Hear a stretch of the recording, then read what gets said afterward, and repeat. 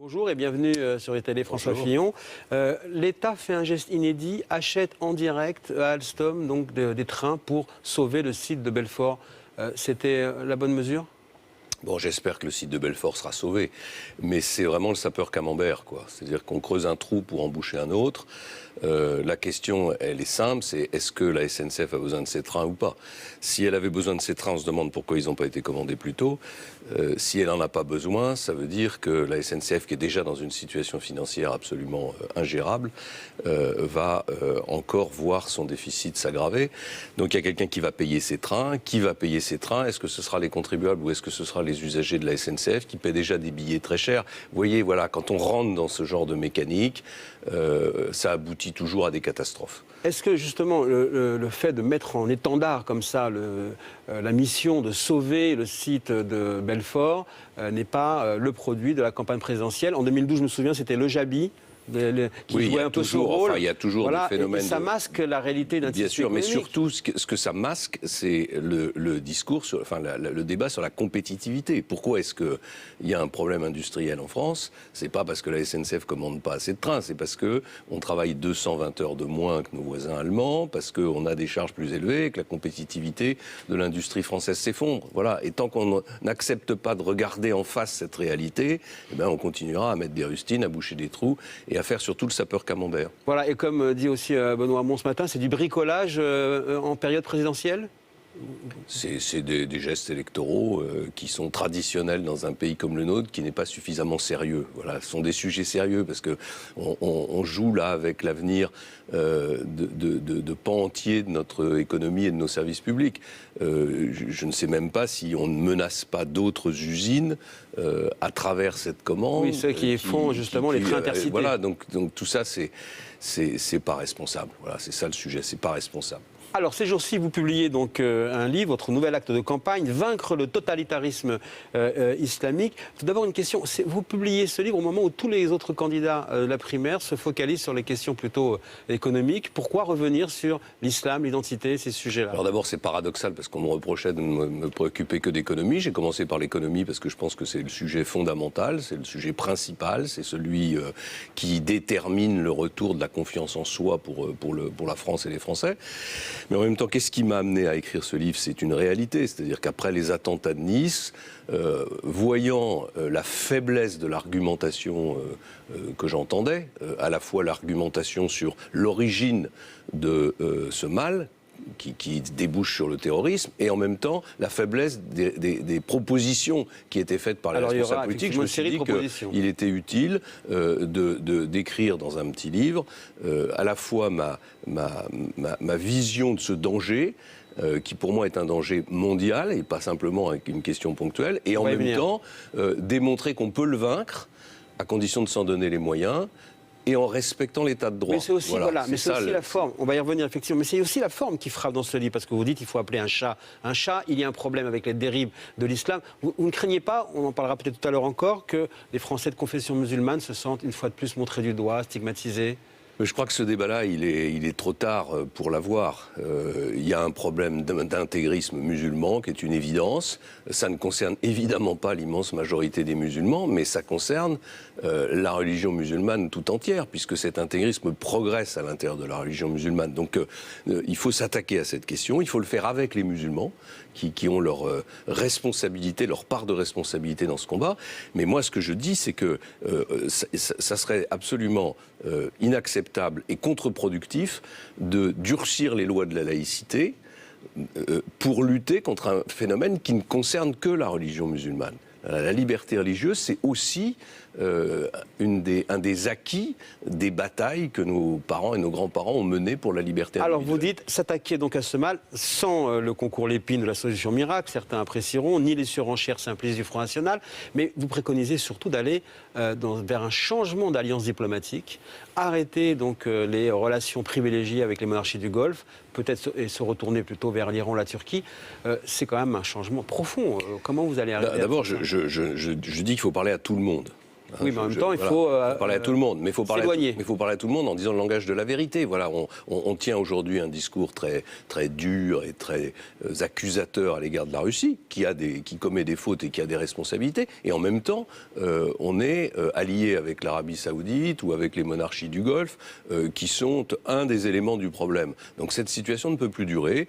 Il faut rassembler tous ceux qui sont en état de nous aider à lutter contre la montée de ce totalitarisme. Et parmi eux, il y a l'Arabie Saoudite, il y a la Turquie, il y a la Russie, il y a l'Iran. Voilà, il y a tous les pays, quels qu'ils soient, qu'on les aime ou qu'on les aime pas, qu'on ait des proximités. Mais vous dites Calais, ça commence à Alep, quoi, en fait. C'est ça, hein, c'est-à-dire qu'il faut. Je dis qu'on ne réglera pas Calais sans régler Alep. Voilà, que la manière dont les Occidentaux ont traité la question syrienne a été totalement inefficace. Voilà, ça fait 4 ans qu'on attend que le régime syrien tombe, parce qu'on pense que la crise syrienne, c'est une révolution populaire contre un tyran. Or, c'est beaucoup plus compliqué que ça. Le tyran en question, c'est un tyran et c'est un criminel, mais il a des soutiens populaires, il a des soutiens dans sa population. Et donc, tant qu'on ne veut pas comprendre ça, on s'obstine à défendre des valeurs et des idées, mais qui se traduisent par 4 ans de guerre et par un massacre épouvantable. Ce changement d'axe diplomatique profond, vous le voyez déjà un peu à l'œuvre à l'époque où vous étiez dans le gouvernement avec Nicolas Sarkozy. Lui, il est divergent par rapport à votre analyse. Vous en parliez à l'époque déjà de cette analyse différente ? Il y a eu des époques où, notamment vis-à-vis de la Russie, on a essayé de conduire avec Nicolas Sarkozy une politique de rapprochement qui, à mon sens, avait donné des bons résultats. D'ailleurs, je rappelle que la guerre en Géorgie avait été évitée grâce à l'intervention de Nicolas Sarkozy, qui était allé trouver les Russes et qui avait trouvé un terrain d'entente avec eux, ce qui montre qu'on peut le trouver, ce terrain d'entente. Ces jours-ci... La deuxième chose, c'est qu'on a beaucoup fait progresser la coopération économique entre la France et la Russie. Et la Russie est un pays qui a besoin de réussir économiquement, qui est aujourd'hui dans une situation économique dramatique, ce qui le pousse encore plus vers des attitudes extrémistes comme celles qu'on connaît. Alors, ces jours-ci se prépare la bataille de Mossoul. Certains disent que c'est le Stalingrad de Daesh, ce sera la dernière bataille. Est-ce que la défaite de Daesh sur le terrain, c'est la fin du terrorisme ? Non, d'abord, la bataille de Mossoul, on va voir, hein, parce que pour reprendre Mossoul, il faut régler une question et qui nous ramène au cœur du problème, c'est la question entre les communautés. J'étais il n'y a pas très longtemps avec les forces kurdes à quelques kilomètres de Mossoul. Bon, les Kurdes, qui représentent la force la plus efficace sur le terrain, ne peuvent pas reprendre Mossoul parce que ce n'est pas leur territoire. Et Mossoul, c'est une ville sunnite, et donc les Kurdes n'y seront pas les bienvenus. L'armée irakienne, elle est chiite à cause des choix qu'ont fait les Américains, donc elle n'est pas la bienvenue non plus à Mossoul. Donc il faut que ce soit les sunnites qui, d'une certaine manière, reprennent Mossoul, mais eux, ils n'ont pas d'armée. Donc on voit que c'est beaucoup plus compliqué que cela en a l'air. Mais même si Mossoul est repris, ce que je souhaite de tout mon cœur, il restera encore tous les territoires syriens. Et puis, comme c'est un phénomène de grande ampleur qui concerne le Pakistan, l'Afghanistan, la Syrie, l'Irak, le Yémen, la Libye, etc., ce phénomène ne va pas disparaître. Et donc il va falloir continuer à lutter contre lui. Un autre sujet qui a été dans l'actualité aujourd'hui, depuis hier, c'est la polémique lancée par le pape François sur donc les manuels français qui feraient l'apologie du genre. Comme vous le dites souvent, pour les terrains économiques, on ne peut pas laisser les Français tranquilles. D'abord, moi, ce qui me choque, c'est qu'on interdise au pape de s'exprimer. Je veux dire, oui, non, mais Madame le ministre de l'Éducation nationale l'a repris avec une arrogance incroyable. La laïcité, c'est pas le silence religieux. Les religions ont le droit de s'exprimer. Mais est-ce que vous êtes d'accord avec le sujet qu'il soulève ? Il y a des milliers de familles, il y a un grand nombre de familles françaises, et très au-delà des catholiques, qui pensent que l'école devrait se concentrer sur les fondamentaux. Et que l'école ne devrait pas chercher à se mêler et à inventer, au fond, à façonner ce qui était en filigrane dans les écrits de M. Payon, une sorte d'homme correspondant à sa vision et à son idéologie.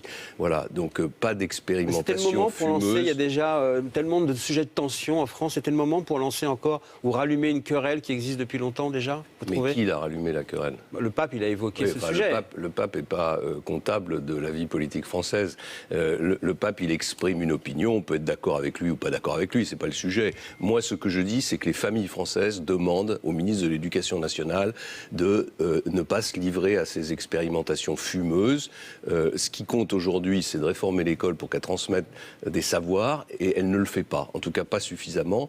Je préfère l'apprentissage des fondamentaux à l'abécédaire sur l'égalité de Mme Najat Belkacem. Une question avant de passer donc à celle des Français. Vous contestez le duel annoncé, hein, Alain Juppé, Nicolas Sarkozy, donc dans cette campagne. Donc pour vous, lequel des deux doit décrocher pour pouvoir prendre la place? C'est pas moi. Je suis pas. Moi, justement, je critique les sondages. C'est pas pour me substituer aux sondages. Non, mais là, c'est une analyse de campagne. C'est pas un sondage. Je dis simplement ce que je ressens sur le terrain. D'abord, je dis que le terrain me renvoie d'autres signaux que ceux que je vois dans le microcosme parisien. Et la deuxième chose que je dis, c'est que ma conviction, et c'est pour ça que je mène ce combat, c'est que le programme que je propose est le seul qui soit réellement en mesure de redresser le pays. Donc, à partir de ce moment-là, je ne fais pas de choix entre le programme de M. Sarkozy, qui me semble à la fois insuffisant et pas financé, et le programme de M. Juppé, qui me paraît alors très en deçà de ce qu'il faut faire pour provoquer le choc nécessaire au redressement national. François Fillon, ce matin sur les télés, on sort du microcosme médiatique et on va parler de votre programme. Parler avec les Français. Super. Voilà,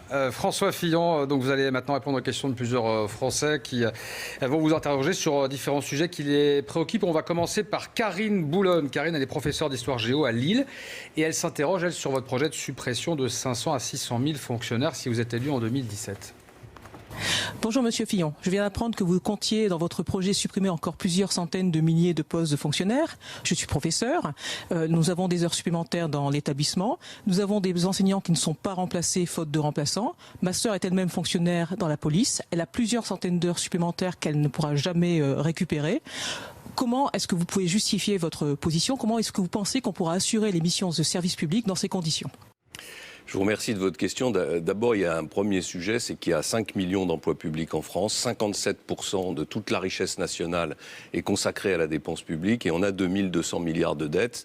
Quand j'ai été élu député il y a quelques années, c'est vrai, la dette française c'était 17% de toute la richesse nationale. Aujourd'hui, c'est 100%. Donc c'est intenable. Donc je vous le dis, quels que soient les gouvernements, quelles que soient les majorités, il va y avoir une heure de vérité. Et cette heure de vérité, elle peut être très brutale. C'est-à-dire qu'à la minute où tous ceux qui financent les dépenses de fonctionnement de la France en nous prêtant de l'argent, puisqu'une partie des salaires des fonctionnaires est financée par des emprunts sur 5 ans, sur 10 ans, le jour où ces gens qui nous prêtent de l'argent se rendront compte qu'on est dans une situation de quasi-faillite, ce que j'ai déjà dit, eh bien, ils vont cesser de nous le prêter et ça va être une catastrophe. Donc, de toute façon, il faudra réduire le nombre d'emplois publics. La répartition des missions régaliennes. Alors, comment est-ce qu'on peut le faire? La première chose que je propose, c'est que tout le monde travaille un peu plus. Voilà. Je vous rappelle qu'en 2000, on travaillait 39 heures dans la fonction publique.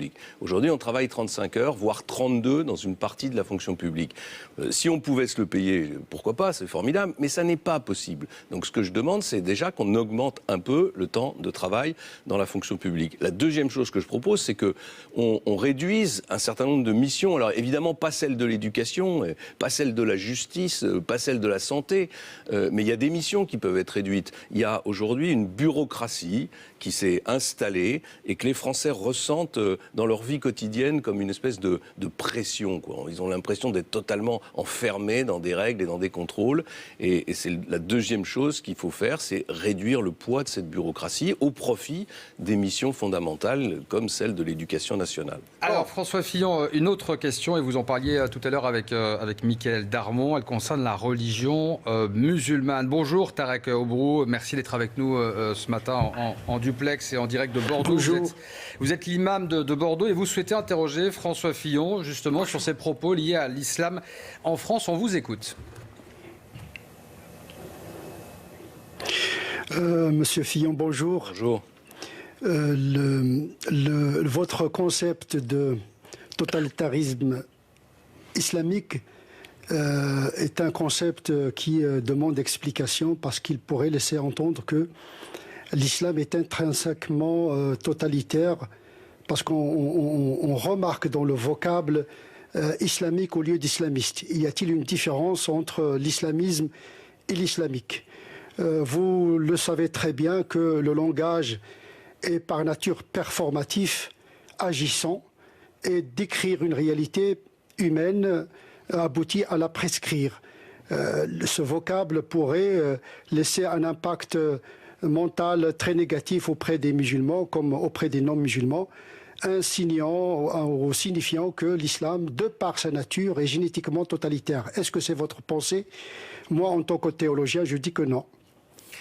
D'abord, j'ai beaucoup de respect pour Tarek Obro qui prend des positions très courageuses et qui, pour beaucoup d'entre elles, rejoignent les miennes, notamment sur la nécessité d'organiser l'islam en France à partir d'une organisation théologique, d'une organisation religieuse et non pas d'une organisation politique comme on l'a fait. Votre propos et donc par évidemment, livre. et je vais lui envoyer mon livre immédiatement, j'aurais dû le faire plus tôt, et il verra que c'est absolument pas le propos que je tiens. Je dis au contraire qu'il y a un phénomène totalitaire qui s'est emparé d'une petite partie minoritaire de l'islam, qui s'appuie sur l'islam pour étendre sa domination politique, et qu'il faut que ensemble, l'ensemble des forces, et notamment les musulmans, combattent ce totalitarisme. C'est d'ailleurs pour ça que j'appelle à la coalition de tous les États de la région, de tous les peuples de la région, contre une menace. La réponse est politique quand même, on le voit dans votre livre. Non, mais c'est que le mot totalitaire républicain. Oui, mais non, le mot totalitaire, pour moi, il il correspond parfaitement au phénomène auquel on assiste. C'est-à-dire qu'on a des hommes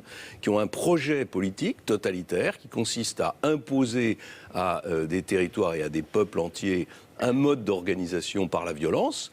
Il y a ensuite une organisation horizontale qui prend en charge les consciences, qui contrôle les individus, partout où l'État islamique ou ses organisations se sont installées. Et enfin, il y a la tentation génocidaire, avec l'élimination des chrétiens d'Orient et avec le discours tenu sur le fait que les Juifs n'ont pas de place. Donc c'est bien un mouvement totalitaire. Mais je ne dis en aucun cas que l'islam est totalitaire. En aucun cas. Tarek Obro, pardon, est-ce que les propos de François Fillon vous rassurent par rapport à votre interrogation?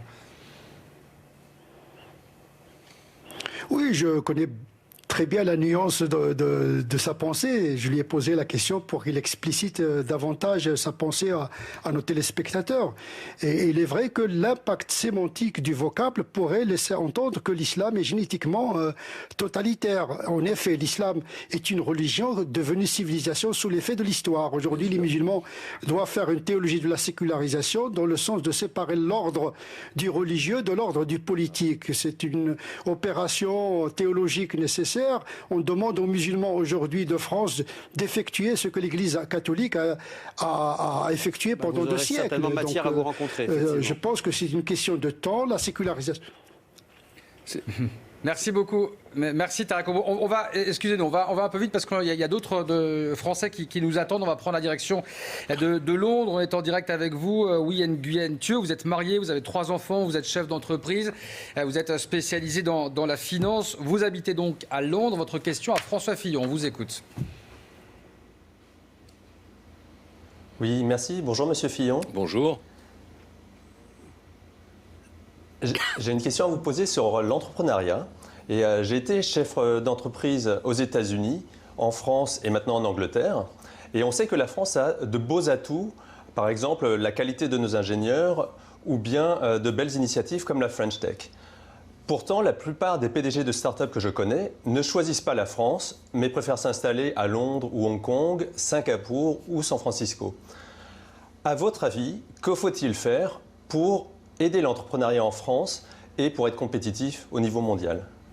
Alors, l'attractivité de la France. J'ai envie de dire, c'est simple, il faut baisser le poids de la puissance publique sur le pays. Voilà, c'est ça le sujet et ça nous ramène à la discussion sur la baisse du nombre de fonctionnaires et la baisse de la dépense publique. Pourquoi?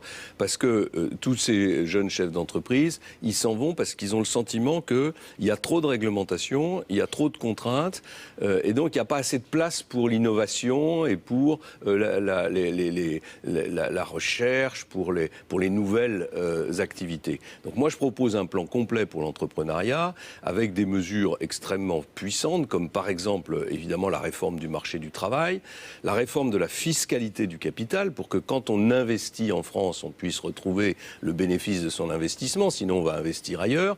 Je propose une mesure très puissante qui permet de déduire de son impôt sur le revenu jusqu'à 30% et jusqu'à 1 million d'euros les sommes investies dans les petites entreprises, dans les PME et dans les start-up. Voilà. Il faut changer d'état état d'esprit. Il faut se dire que l'entreprise, c'est l'avenir, c'est la chance, c'est l'emploi. À ce propos, François Fillon, en termes de choc, vous avez Nicolas Sarkozy qui dit « Je propose un double choc, à la fois baisser la fiscalité et en même temps des réformes structurelles, baisser les déficits ». Est-ce que ça, pour vous, c'est possible? Le double choc, il aboutit à l'absence de choc. C'est-à-dire que les deux chocs s'annulent. Quand on regarde le programme de Nicolas Sarkozy, il est extrêmement faible sur le redémarrage de l'économie. C'est-à-dire que les mesures de baisse de charges, là où je propose 50 milliards de baisse de charges, donc 40 pour les entreprises qui s'ajoutent au CICE, Nicolas Sarkozy en propose 17 en réalité, puisqu'il propose 34, dont le CICE.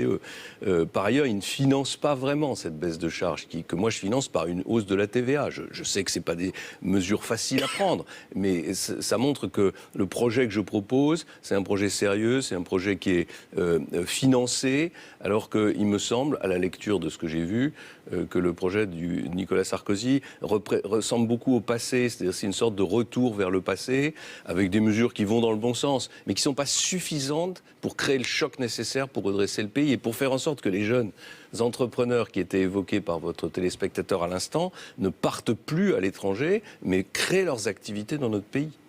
Merci beaucoup François Fillon. On va remercier aussi Huy Nguyen Thieu. Merci d'avoir été en duplex et en direct avec nous. Merci à votre question pour François Fillon. On va écouter une autre question. C'est celle d'Olivier Borel. Il est porte-parole de la Gay Pride à Lyon et il vous pose donc cette question. Bonjour Monsieur Fillon, vous avez voté contre la dépénalisation de l'homosexualité, contre le Pacs, contre la pénalisation des propos homophobes, contre le mariage pour tous. Et maintenant, pour plaire à une clientèle réactionnaire de plus en plus minoritaire, vous vous proposez de réécrire la loi Taubira, alors qu'elle a été adoptée depuis plus de 5 ans et qu'elle voit l'approbation de la majorité des Français. N'avez-vous pas l'impression de mener un combat d'arrière-garde et que les Français ont désormais d'autres priorités ? Bon, alors d'abord, je voudrais tout de suite mettre quelque chose au point. La dépénalisation de l'homosexualité, c'est un débat en 1981 où l'ensemble du groupe parlementaire auquel j'appartenais, le groupe gaulliste, dans lequel il y avait Chirac, Séguin et un grand nombre de parlementaires ont voté contre.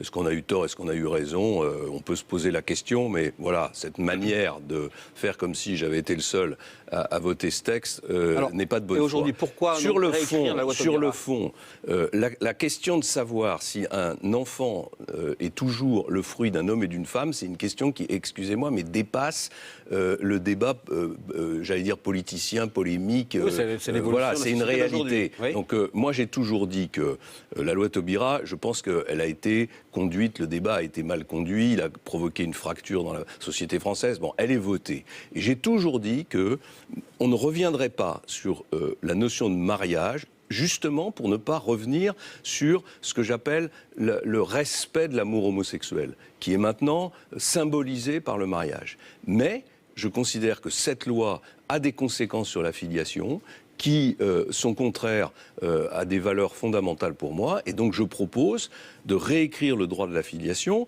en le faisant partir d'une idée simple. Un enfant est toujours le fruit d'un homme et d'une femme, ce qui emporte des conséquences, notamment le fait qu'il a le droit de connaître ses parents. Ça va faire plaisir aussi au groupe Sens Commun qui a décidé de vous soutenir. Je ne cherche pas à faire plaisir, je cherche simplement à mettre mes convictions, les valeurs auxquelles je crois, dans le projet politique que je défends. Et vous en avez parlé de votre projet politique ce matin. On vous remercie de vous être prêté à ce jeu de questions-réponses avec les Français. Merci à Mickaël Darmon, François Fillon.